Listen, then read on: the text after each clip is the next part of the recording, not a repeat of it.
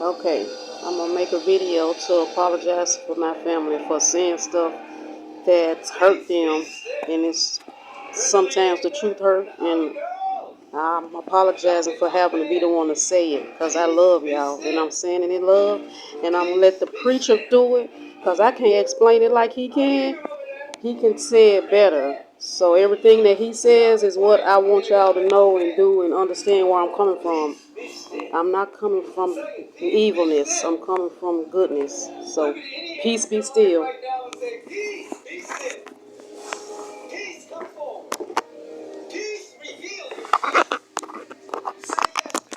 Yes to peace.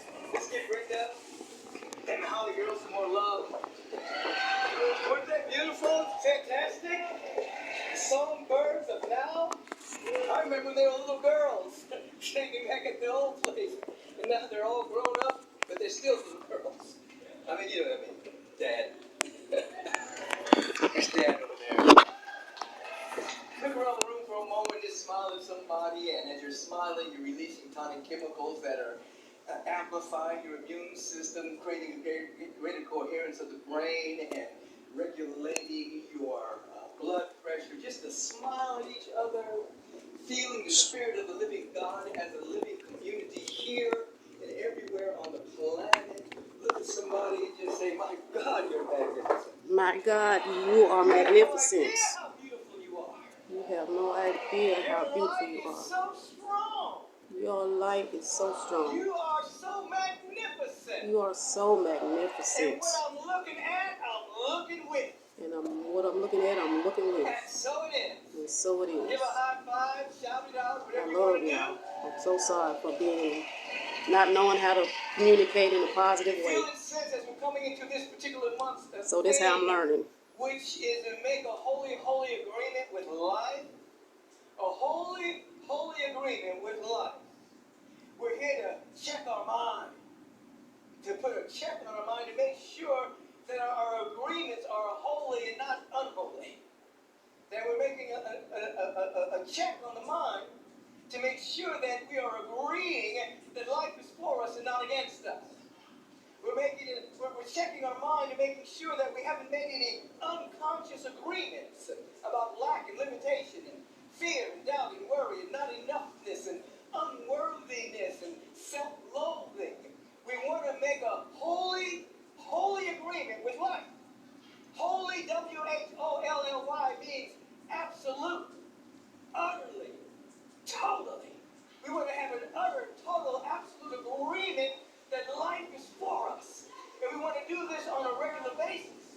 We want to wake up with this agreement, because if you check your mind, you will notice you might have made some unconscious agreements with mediocrity. You may have made some conscious or unconscious agreements with scarcity and lack. You may have been pulled by the world and the social milieu about not enoughness and being unsafe. When you know deep inside of your own being that safety comes from consciousness, not from bombs and nuclear weapons and guns. It comes from something within you. Peace, be still. It comes from within your own consciousness, you see?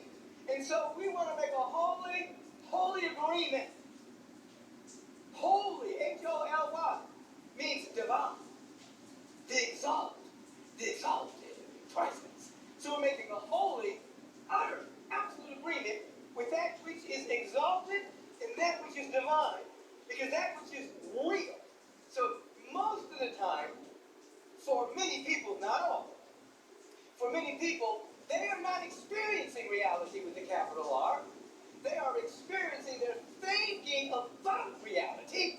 And then they go into an endless loop because these thought forms about reality creates perception, which creates more thoughts, which creates more experience, and then that creates excuses, and that creates, well, this is the way it was, this is the way it's always going to be, and then that becomes an endless cycle of human experience, but in the manner of you making a holy agreement with life itself, you can opt out of that singular loop and begin to give yourself permission to rise in a higher octave of a vibration and begin to see the world anew again. Behold, I make all things new. You begin to say, I have arrived, I am here. My life is the life of the divine. And then you can agree to disagree. Meaning you don't have to believe all your thoughts. You don't know where those thoughts came from. Those thoughts may have seeped in as you fell asleep watching the news. Don't do it. Those thoughts may have seeped in when you heard somebody gossiping about somebody. Don't do it. Those thoughts may have seeped in from something you heard in your childhood. Something your teacher told you. You can't sing. You'll never amount to anything. Whatever they said. Those thoughts may not even be yours. Do not believe all the thoughts moving through your mind. There is something called the vanity of the ego. And the vanity of the ego loves this word. Mine. That's my thought. That's my idea. That's mine. Even the negative stuff that's coming through, people want to own it. That's my thought. That's my opinion. That's my point of view. That's my positionality. No! You don't want the vanity of the ego to take you over, even if it is something magnificent. You come to an awareness that the presence, the power, the love of God is oozing everywhere. And if you're fortunate to catch an idea of inspiration, of creativity, of generosity, of love, it ain't yours. It is the presence everywhere. If you're fortunate enough to catch it, don't let the vanity of the ego call it mine. Now, I'm not saying don't copyright your stuff in this world. I'm not saying that. I'm not saying don't take the legal responsibility that you have to do if you're in that kind of business. I'm saying don't let the ego get in there and blot out the presence of God and blot out the fact that you have become a vehicle for something that is transcendent, that you are making imminent by your receptivity. So there is the vanity of the ego that wants to claim my thought, my point of view, my experience based on my thoughts. No. You begin to hold everything lightly.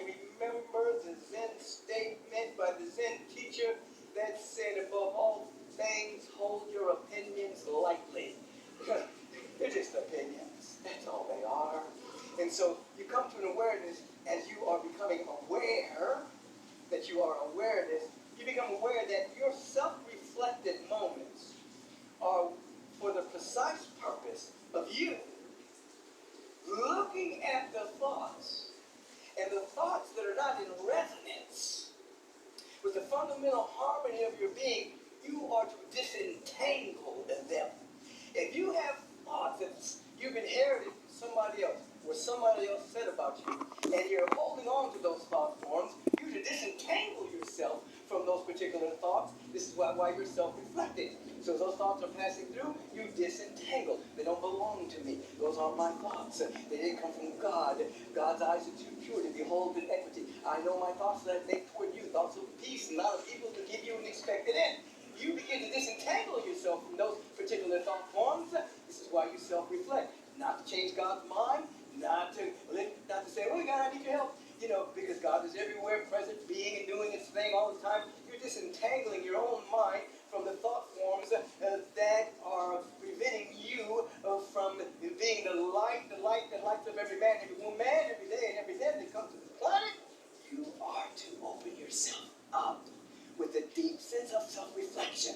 And then, as you're agreeing to disagree, you are disagreeing with any thought form that says, my good is coming from someone else. My answer is coming from someone else. You begin to disentangle yourself from that thought. You disagree with that thought. And you begin to be aware that all good comes directly from the source of all creation. All good comes from the power and the presence and love of God. All good, all supply comes from the presence of God. Do not go into secondary causative factors and look around to see who's going to help you. No, you go to the presence first. And then the presence will operate through people. The presence will operate through circumstance. The presence will operate providentially through providence. Situations will shape themselves, but they will not do that if you are going to the secondary causative factor. You have to go to first cause first.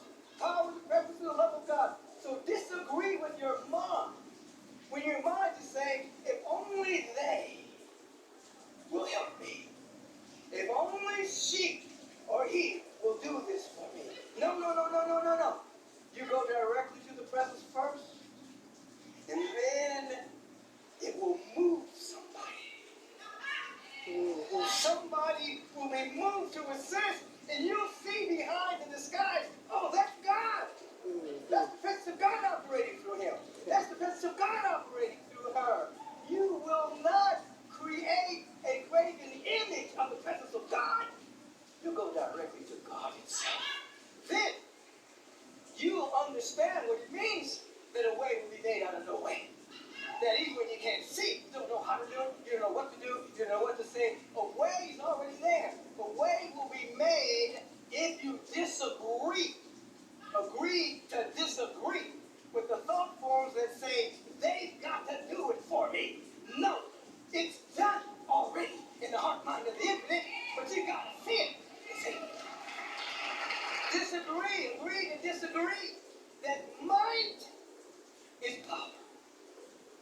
Now, this is very important at this time in human history, where we see bombs and wars and rumors of wars and tanks and guns and all manner of hate sphere on the atmosphere of the internet. We see all manner of polarization and people puffing themselves up in a sense to be mighty. No. At this stage in human unfoldment, the true revolutionary are those that love.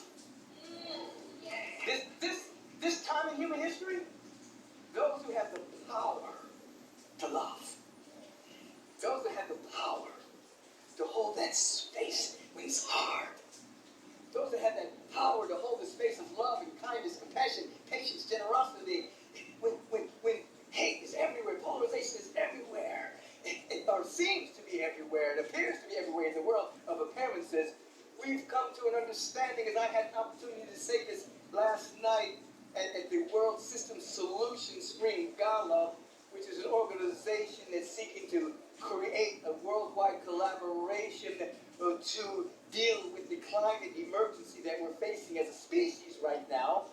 And one of the things I did share was that true lovers are the true revolutionaries. And so we want to disagree with the mind that says a revolutionary is one that's carrying a gun, one that's mighty in the field of force.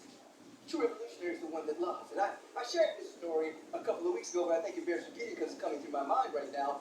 And that is Nirvana Gill's grandsons, which is Zaid Gill's sons. They're martial artists, basketball players. And they were in a basketball game, and it was getting kind of testy on the court. And there was one individual on the other team that really wanted to fight. And he kept bumping him, and he kept trying to cause a fight. And young brother, Zaid's son, was, he's a martial artist. He's not even checking for the guy to fight. He knows that he can handle his own. Anyway, it was getting kind of testy. Even the crowd is getting crazy. And then the fans were getting kind of violent. And so there came a particular moment in which you could tell, this is what they're telling me, that the kid was going to hit him. So the older brother comes running across the court, hugs the guy that's about to hit his brother. The guy slumps in his arms and starts crying. People in the audience started to cry. It became the atmosphere just changed. Yes. And it went from adversarial basketball games to kids playing basketball. Love is the final word. Come on. Love is more powerful than anything. Yes. And so we want to disagree with that part of our mind that says that might is power. And we want to come to an awareness that true revolutionaries are the lovers, are the forgivers, are the ones who have kindness and compassion. This is the time in human history. That's all I want y'all to hit, that part. Create another statue for a soldier. We need to create statues for teachers.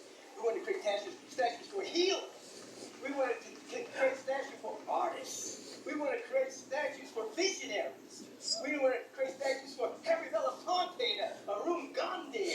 We want to create, if we want to create statues at all, no more war, no more honoring war. We want to turn our swords into plowshares in our heart and soul.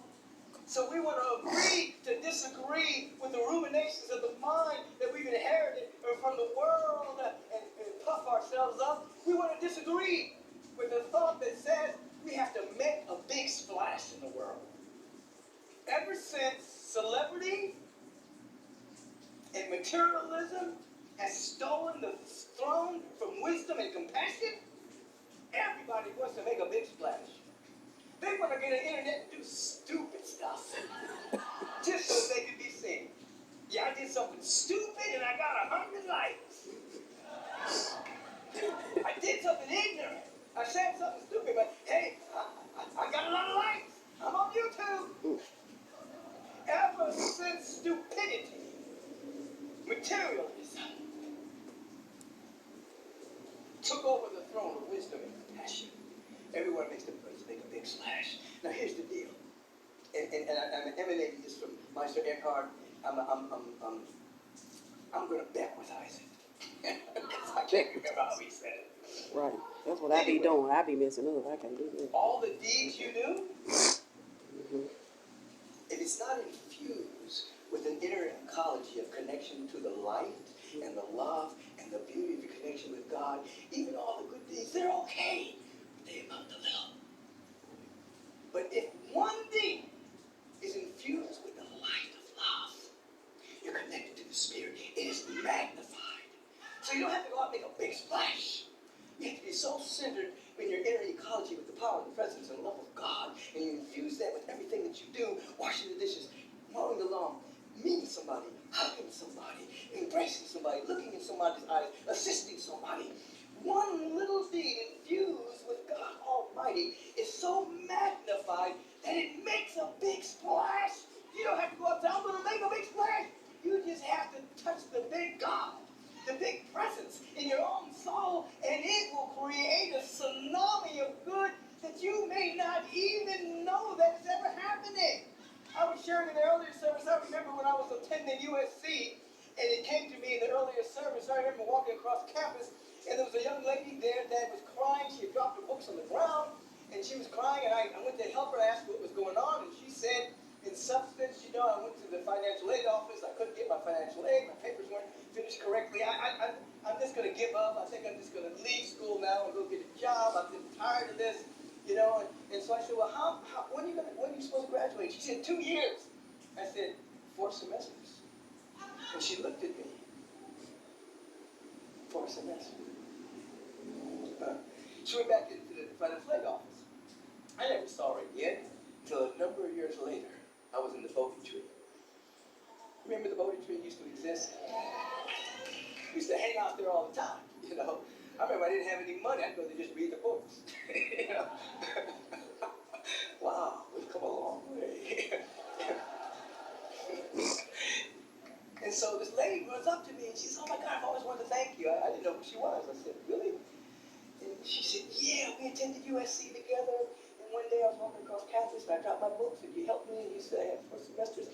She said, the way you talked to me and you took that time out, it just changed my perspective. And I went back in, I got through all the paperwork, I graduated, now I'm doing this, that, and the other, what she wanted to do with her life. So I've always wanted to meet you and just thank you. If you hadn't stopped that day, my life would be totally different. Now, I wasn't trying to make a big splash. I just stopped and looked at the individual and gave a little love. Yes. We want to disagree with the part of our mind that says, I got to make a big splash. You want to let God make the splash through you in the little deeds that you do every day from love. Love is the first and final power. You see, this is why, John in the Bible says God is love. I mean, we've evolved. When you read the Bible, you can read, if you read the whole Bible, try not to read the King James. You try to get the Aramaic. Try to get the Aramaic version. That's a little vibration, a little higher. But it's the evolution of human consciousness. From the Old Testament, where God is angry and upset, and God is a man, and God sends people to hell, and has chosen people, and God is jealous. That sounds like a dude that needs anger management. You know what I mean? And then it evolves. And John says God is love, and Jesus says God is spirit, and we must worship God in spirit. When we see the evolution of human consciousness, we come to an understanding as we expand our awareness that this presence is not an absence, it is pure spirit, it is love itself. And this love itself cannot be influenced. This love itself is always being itself. And so what we are seeking thing to do is to give ourselves permission to lift up our octave to a higher frequency, that we may embrace everything that this Spirit is doing and being and expressing and shining and glowing and trying to express through us with ease, grace, and dynamic dignity. In other words, the key word here is permission. You have to give yourself permission to rise to the higher octave, but guess what? You can't take your garbage with you. Everybody wants to change, but they want to keep the stories. You can keep the memory of the story, but you can't keep the stink or the sting. You can't do it. The stink and the sting, you can't keep it. You can't keep the blame and the shame. You can't keep it. You can remember anything that's happened. And everything that's happened is really an evolutionary trigger to pull out from the depth of you a potential that can only be activated by what seems to be an egregious negative act. You have to give yourself permission to rise into the upper room. You can keep the memory but not the stink or the sting, because that's vibrating too low. Right. Do you understand what I'm saying? Yes. I hope y'all We understand. are offering ourselves up Come on. to have a holy, holy agreement and become greater versions of ourselves.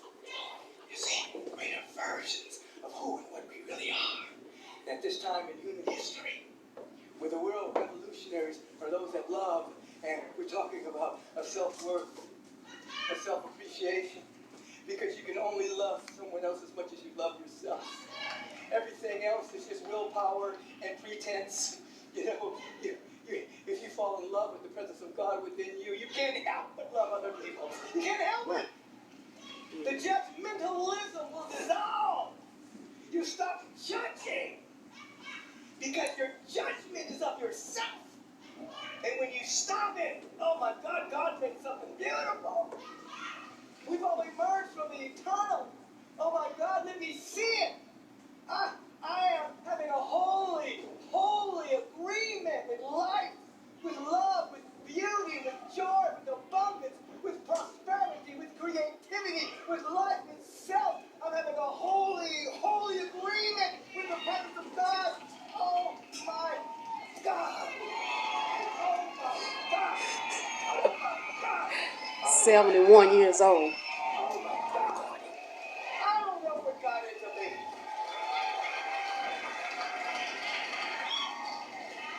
But we're having a holy agreement with the presence. I want you to feel that. Just put up your arms like this and just say, I'm making an agreement with excellence.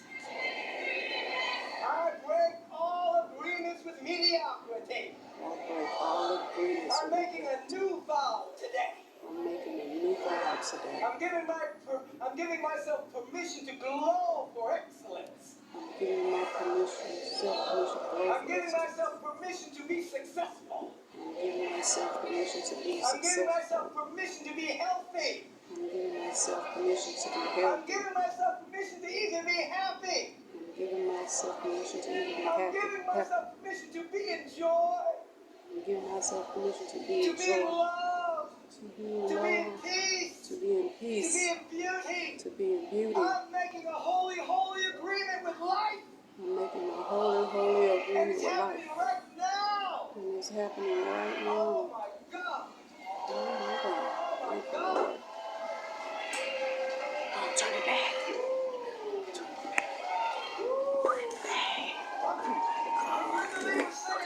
Put that back, please. All the lights. I need them. I'm crying even as I'm testifying. Open it back I'm up. testifying even as I'm crying. Thank you. Listen, even as you're crying sometimes you just gotta testify that God is in the midst of it. The presence of God is in the midst of it. Testify while you're crying, Brenda. Woo! God is good, I tell you. It's good. The presence of God is good. We're not talking human good. We're talking the all good. Oh my God. Now hear it again just a little bit. This is our theme of the month. You're making a holy, holy agreement with life. Life, a capital L life. Unadulterated. So imagine this. Then I'm gonna close this out. I'm charging. I know it. I get. Outer space, you know, yeah, those telescopes Okay. now Shh. that can see hundreds of billions All of right. galaxies. All right. Just a digressive minute here. Hundreds of billions of galaxies. Okay. And there are still people on the planet think that we're the only little ones. Okay. I'll stop right here and make another one. Okay.